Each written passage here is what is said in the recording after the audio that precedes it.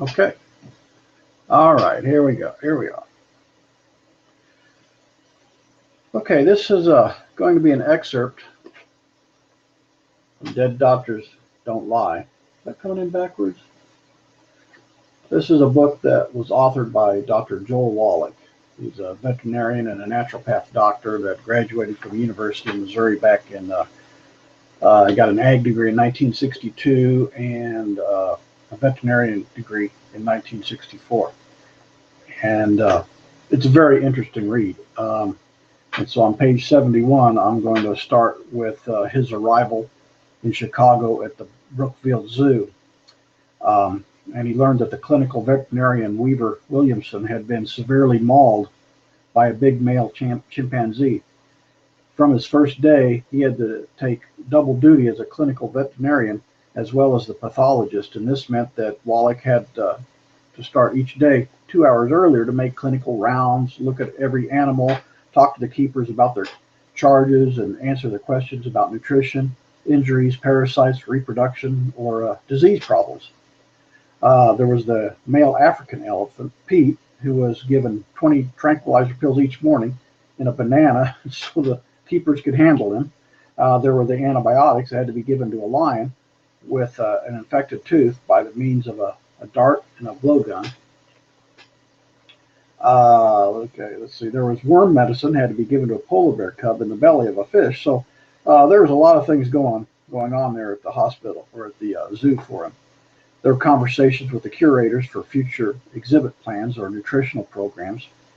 Wallach wasn't even totally moved into his new zoo hospital office when two of the zoo's biologists inquired if he knew of anything about genetics. And initially he smiled and said that there was, he knew a few of the basics of genetics, but by no means was he an expert. He learned later in the conversation that they had been working with a pair of Arctic foxes and that for 5 years in a row, the pair had been producing smaller than normal litters with 100% fatal birth defects. Now, Arctic foxes normally have large litters of 10 to 15 kits. This pair of foxes had litters of 3 to 5 kits, and some of the litters were born dead. Others were born alive, but with hydrocephalophasis, and some were born with no eyes. Some were born with diaphragmatic hernias. The last litter that was born with all 4 kits having cleft palates. The biologists felt that the parent foxes were from incompatible gene pools and that the only way to solve the problem was to put together a major expedition to the Arctic to catch wild foxes to assure a broader gene pool in the zoo population. So after about an hour of listening to the biologist's theories, Wallach knew the fox's problem. It was a nutritional deficiency rather than a gene problem. Naively, he said, "You're in luck. This is not a gene problem." Looking like they'd been slapped in the face with a decomposed fish, the two biologists fired back, "Well, how do you know? You're admittedly not an expert in genetics, and you just got here," meaning he just arrived at the Chicago Zoo.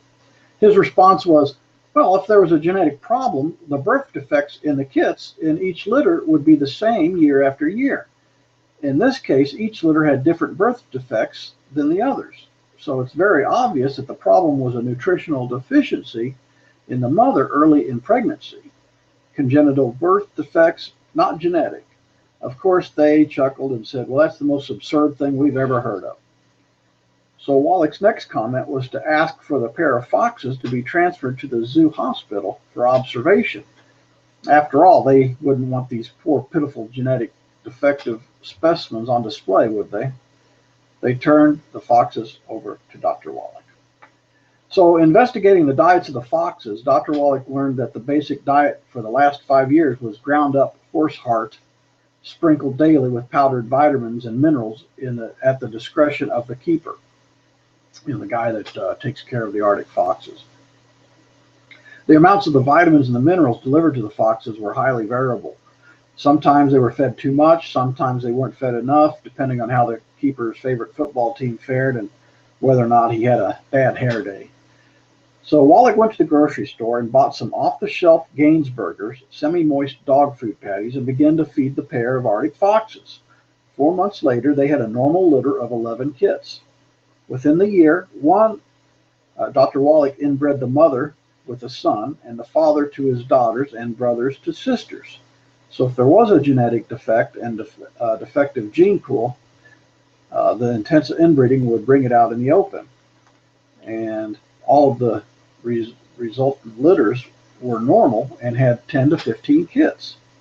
There were so many Arctic foxes that resulted from the inbreeding experiment that the zoo curators created a special display for them to illustrate color phases, but they begged Dr. Wallach not to pull the same stunt with elephants. So, um, by learning Dr. Wallach's nutritional therapies, you're going to understand that all these chronic illnesses, they're not genetic. They are due to mineral deficiency diseases.